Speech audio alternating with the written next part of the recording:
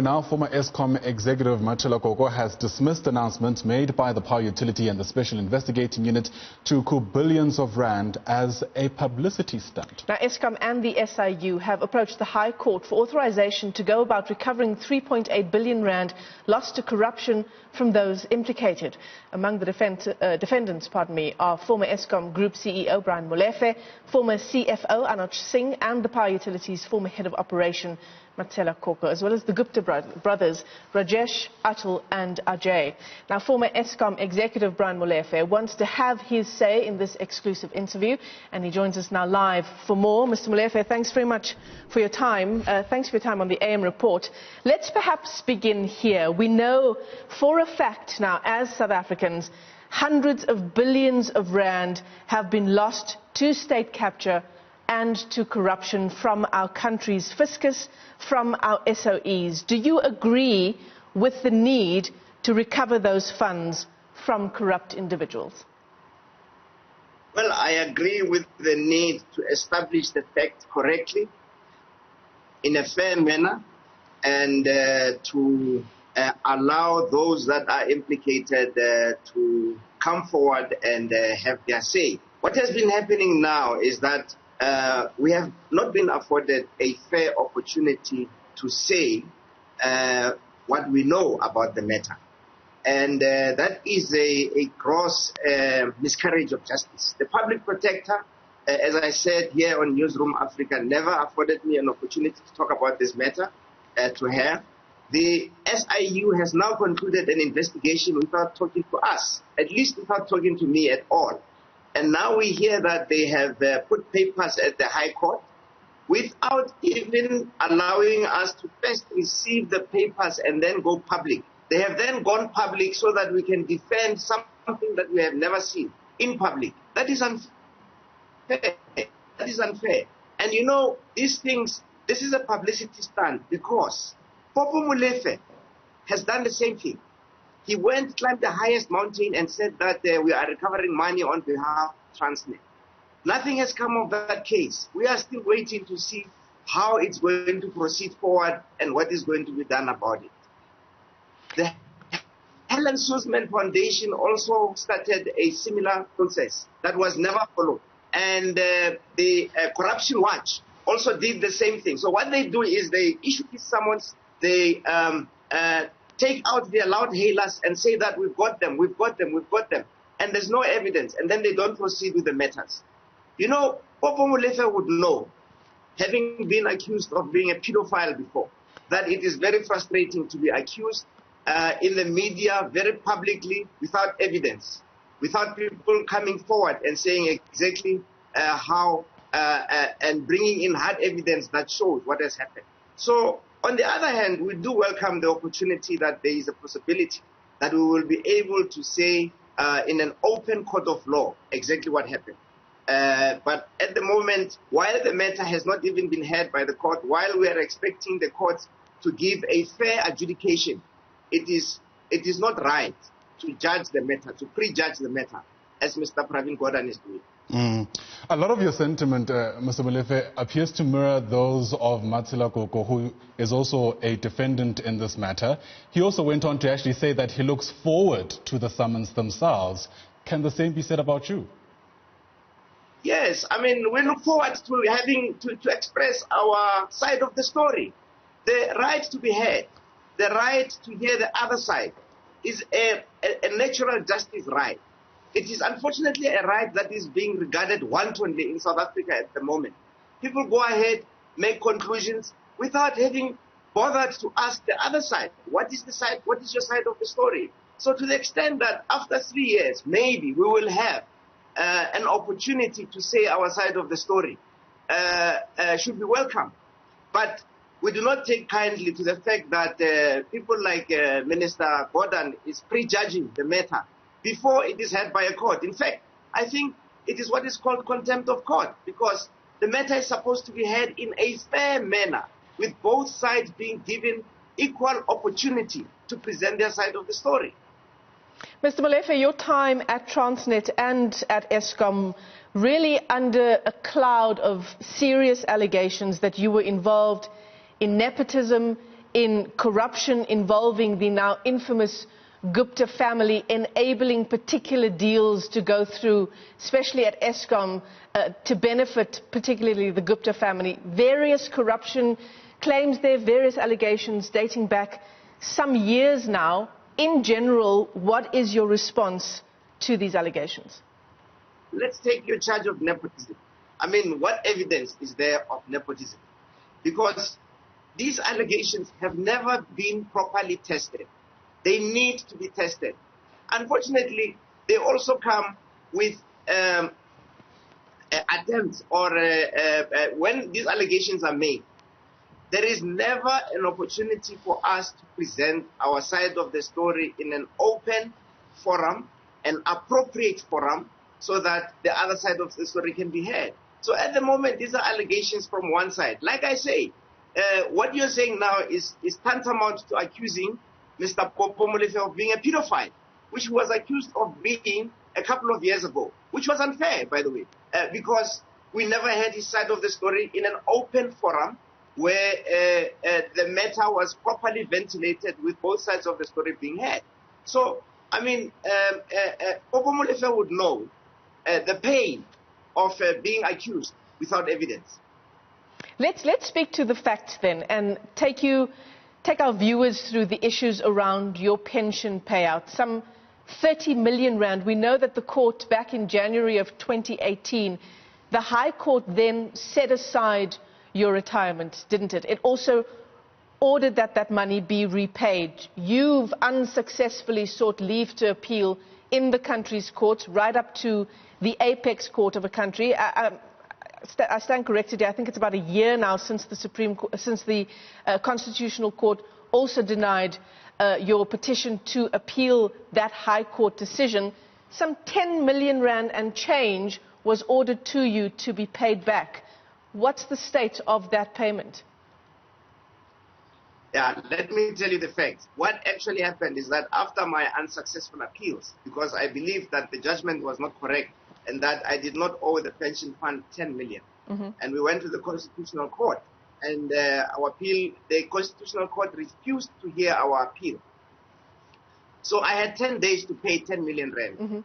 We wrote a letter to the pension fund and said, please tell us how you calculated the 10.3 million rand.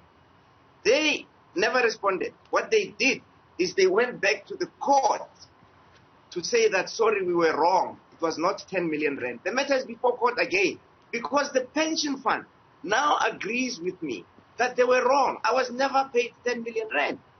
I was never paid 10 million rand. And now the pension fund seeks to go to court, for the court to adjudicate a matter that has been heard by the Constitutional Court, a matter where the Constitutional Court said there are no prospects of success. The pension fund is now in the High Court, in the Gauteng High Court, to say that, in fact, sorry, we were wrong. Sorry, perhaps a different court would have come to a different conclusion had they read the papers properly. But also what is disturbing about that was that the pension fund had kept quiet right through the whole saga, right up to the Constitutional Court. They kept quiet. Now they're saying that the amount is wrong, and they agree that when I joined Eskom, I came with 4.3 million rand from Transnet. That money was with the pension fund, and the pension fund invested that money on my behalf. It earned interest, and on top of that, I also made contributions because I was deemed to be a member, and those contributions have also earned interest. So the amounts were wrong. We sought to appeal this matter. The courts would not hear us. I suspect that the courts may have been playing to the gallery. It's quite a strong allegation to make. And, you know, one of the other issues that are being disputed is whether or not you've been given an opportunity to present your side of the story. When you were on Newsroom Africa, I remember the public protector calling in to push back against that. So let's talk about the latest summons presented by Eskom and the SIU. I'm not sure if you've actually received the summons as of yet, but our understanding in the media is that it's linked to dodgy dealing that's led to Optimum Coal Mine being able to secure a few deals that otherwise shouldn't have been approved. Do you know exactly what, in this instance, you've been accused of? Do you know what the summons are about, is essentially the question. No, I don't know. I have not seen the summons. I have not seen the summons at all. They have not been presented. The SIU and Eskom decided to go public on this matter before we have had sight of the papers, firstly. Secondly, it is very unusual. Normally in civil proceedings, before you issue summons, before you go to court to demand payment, you must issue a letter of demand. They have not given us letters of demand to say that this is our side of the story and this is the dispute that we have with you, and therefore we are demanding this payment. They did not issue a letter of demand. You would know that before Edgar's, when you're in arrears, issues summons. They write letters of demand, they demand the money from you and say that you owe them. And then you can indicate to them that you dispute the allegations and the fact that you owe them, and then they can go and issue summons. Thirdly, the SIU conducted an investigation over the last 3 years. They never did once call me and ask me for my side of the story. They are supposed to be a state institution that is not taking sides, that wants the truth. If the SIU was interested in the truth, they would have called me and said, Mr. Molefe, here are the allegations, and this is the evidence that we have. What is your response? It is my failure to respond to the SIU that should have driven them to court. But they haven't asked me at all. This is very, very frustrating. I feel like I'm being accused of being a pedophile now. Were you not issued with letters of demand? No letters of demand, nothing. Okay. Mr. Molefe, before we let you go, I mean, there's no discussion around the fact that we've seen massive corruption at our SOEs, and that includes the likes of Transnet and Eskom. Eskom in particular losing hundreds of billions of rands through corruption, and a lot of that took place under your watch as Eskom CEO. So when you take a look back at your leadership at the country's power utility, what are your reflections of what happened under your watch while you were steering the ship? What you have seen, or actually you have not seen anything, what you have heard is hearsay evidence and anecdotes. There is nothing, no concrete evidence of wrongdoing has been presented in a forum that is recognized by our constitution. So you are now forming an opinion based on hearsay and on anecdotal evidence. You don't have hard evidence of anything that has gone wrong. Not even the public protector's report is evidence, because she did not have findings. And the fact that she did not even call me to ask me what is happening with the information that she has leaves a lot to be desired. So don't think that you have seen acts of corruption. You have not. You have only had hearsay and anecdotal evidence to push a particular narrative for political purposes. So please, I would ask you to remain focused and level-headed and wait to hear both sides of the story. After all, natural justice and our constitution demand that. I couldn't agree with you more. We're all waiting with bated breath to see both sides of the story of corruption that has unfolded in our country over a period of many years. Yes, and what I would ask of you is that before you hear both sides of the story, please refrain from propagating or promoting one side of the story. Whenever anybody makes an accusation like the SIU has done without having asked us for our side of the story, please ask them, have you asked Mr. Molefe what is happening? What is his response? All right. What is the evidence? On that same basis, Mr. Molefe, can we then agree that once this issue is finally being ventilated in a way where you'll also be able to respond, you won't shy away when we ask you to come onto the show to present your side of the story? Because I think that picture needs to be clear as well, that there are instances where people who are being implicated in this way don't want to flesh out these issues as we are now in the public domain. I do not shy away. I will come forward as I have done before. I have tried to come forward This is the second time that I'm on Newsroom Africa on these matters. And every time I have responded to the best of my ability about what I know, and the fact that, and have emphasized that there has actually not been real evidence that has been put forward, and that my side of the story has not been heard. Despite the fact that I keep saying and repeating that my side of the story has not been heard, people continue to propagate the fact that and portray us as guilty individuals. All right, it's great to have that on record and great to have your side of the story. I truly appreciate it. Brian Molefe, former Eskom CEO, live to us there.